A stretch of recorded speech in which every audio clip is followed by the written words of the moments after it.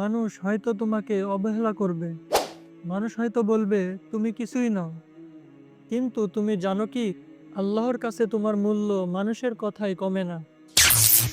মানুষ তোমাকে ভুল বুঝতে পারে, তুমি হয়তো দুনিয়ার কাছে মূল্যহীন, কিন্তু তোমার চোখের এক ফোঁটা অশ্রুর মূল্য আল্লাহর কাছে অনেক দামি।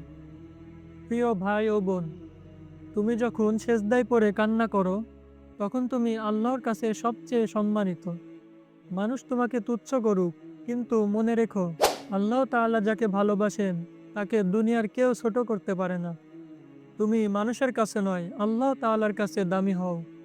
কারণ মানুষ তোমাকে ভুলে যাবে, কিন্তু আল্লাহ তাআলা কখনো ভুলবেন না। তোমার মর্যাদা আল্লাহ তাআলার কাছে, মানুষের কথাই নয়।